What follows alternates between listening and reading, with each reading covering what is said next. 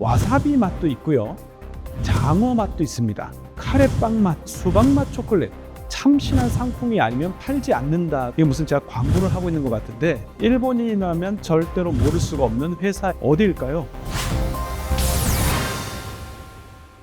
한일재단에서 자문교수를 맡고 있고요. 한국에 대해서 일본 경제를 가르치고 또 연구하고 있는 이창민입니다. 이 회사는 1년에 자그마치 6억 개의 초콜릿을 판매합니다. 정말 일본에서 갓난아기 빼고 일본 인구를 1억으로 했을 때 한 사람이 1년에 6개씩은 먹는다는 이야기가 됩니다. 정말 작은 한입 초콜릿이거든요. 어떤 편의점을 가시더라도 일본에서 찾아볼 수 있기 때문에 일본에서는 편의점 초콜릿이라고도 불립니다. 매년 10개에서 15개의 신제품을 개발하는데요. 지금까지 무려 500종류의 제품이 나와 있습니다. 메이지 제과라든지 카루미, 그리코 같은 한국에 많이 알려져 있는 그런 메이저 회사는 아닙니다. 그렇지만 일본인이라면 절대로 모를 수가 없는 회사입니다. 어디일까요? 바로 티로르 초코, 영어로 티롤 초콜릿입니다. 초대 마츠오 키시로 사장은 후쿠오카에서 캐러멜과 사탕을 만드는 마츠오 제과라는 조그만 회사를 열었습니다. 이대 마츠오 요시노리 사장은요, 1962년에 지금의 이 티롤 초콜릿을 개발했는데요. 이게 이제 처음에는 한입 크기의 초콜릿이잖아요. 이거 세 개를 합쳐서 티롤 초콜릿이라는 이름을 붙여서 판매를 시작을 했습니다. 3대 마츠오 토시히코 사장은 급격히 늘어나고 있던 컨비니언스 스토어죠. 즉 편의점에 주목을 했습니다. 편의점에서는 이제 포스로 상품 관리를 하니까 상품 하나하나에 이 바코드를 찍어야 되는데, 가로 세로 2.5cm 이 작은 티롤 초콜릿은 바코드를 찍을 수가 없거든요. 결국에 이제 고민 끝에 바코드를 찍을 수 있는 사이즈, 최소 사이즈인 가로 세로 3cm로 사이즈를 키우게 됩니다. 그리고 가격을 10엔에서 20엔으로 올린 다음에 1993년부터 전국 편의점에서 판매를 시작했습니다. 그런데 같은 맛, 같은 디자인인데 문방구에서 팔면 10엔, 편의점에서 팔면 20엔, 이렇게 한다면 소비자들이 당연히 외면하겠죠. 이런 문제점을 해결하기 위한 과정에서 다양한 맛과 기발한 디자인이 이어지게 됩니다. 이 첫 번째는 상품의 라인업이 굉장히 다양하기 때문입니다. 60년이 넘는 세월 동안 무려 500종류가 넘는 맛이 개발이 됐습니다. 일단 스테디셀러, 장수 상품이 있고요. 그 다음 중간중간 고개를 좀 갸우뚱하게 만드는 이색 상품이라는 것이 있습니다. 마지막으로 흔히 레어템이라고 하죠. 한정 상품이 있는데요.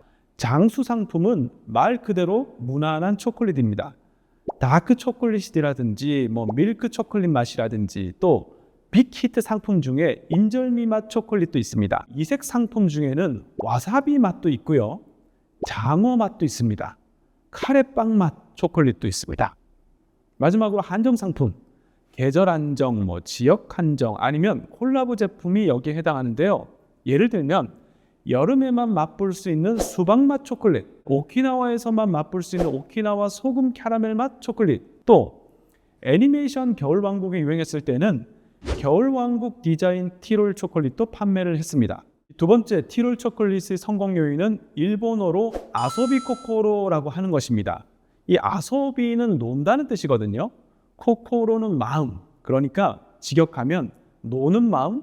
이 티롤 초콜릿은 제품 종류가 많은 만큼 상품의 라이프 사이클이 굉장히 짧습니다. 그러니까 하나의 제품이 품절되면 곧바로 새로운 제품을 투입해야 하는 시기라서 직원들은 계속해서 새로운 아이디어를 짜내야 되거든요.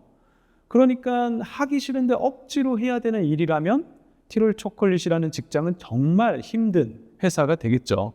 기본적으로 직원들 모두가 일 자체가 재미있고 빠져서 일할 수 있는 분위기가 돼야 됩니다. 그래서 우선 본인이 재밌고 참신한 상품이 아니면 팔지 않는다가 이 티롤 초콜릿의 원칙입니다. 지금 사진에 보시는 것처럼 이 상품 개발 회의는요, 화이트보드를 가져다 놓고 서로 난상 토론을 거칩니다. 다수결로 시제품을 정하는데 지속적으로 판매가 가능한 스테디셀러를 발굴하는 것도 중요하지만 2년이나 3년에 한 번씩 정말 그냥 완전히 재미로 만드는 제품도 있습니다.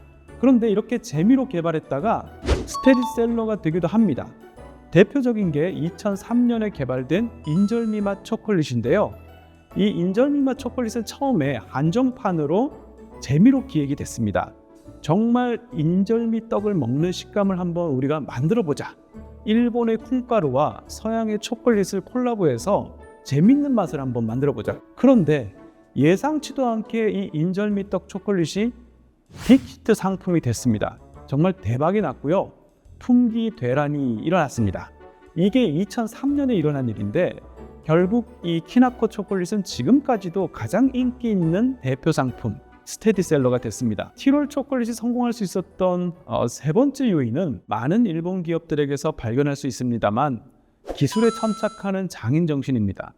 이 작은 티롤 초콜릿은 기본적으로 탑, 센터, 하단 이 세 가지 맛을 조합하는 방식으로 다양한 맛, 식감을 만들어내고 있습니다. 예를 들어서 2024년 4월에 출시된 마카롱 맛 초콜릿은 굉장히 복잡한 조합으로 만들어졌는데요.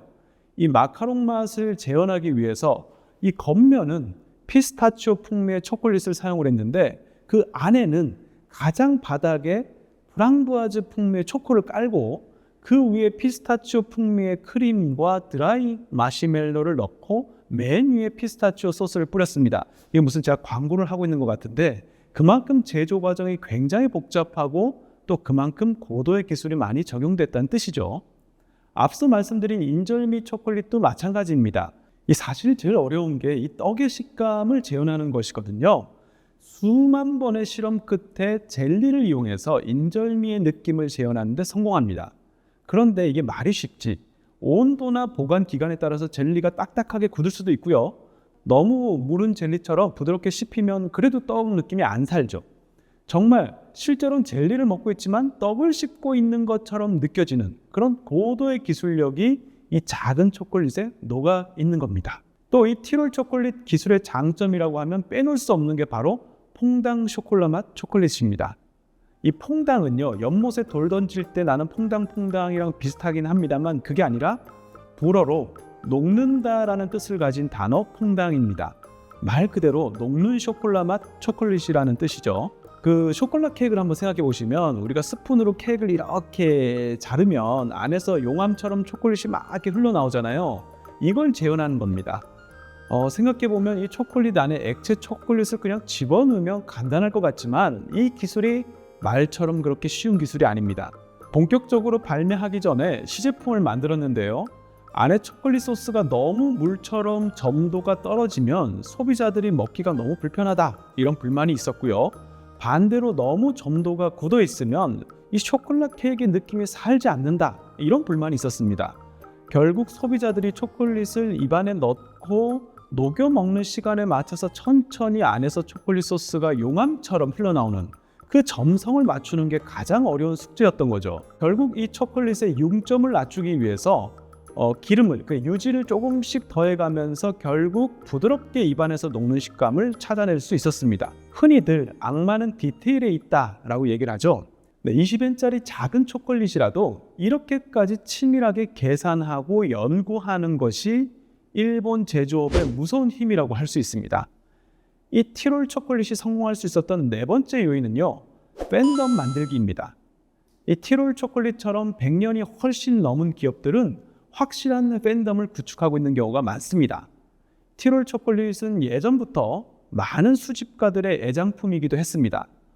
500개가 넘는 제품의 다양한 티롤 초콜릿 자체가 굉장히 수집가들에게 매력적이기는 하지만 이 유통기한이 있잖아요. 식품이기 때문에 수집에는 사실 적절하지가 않죠.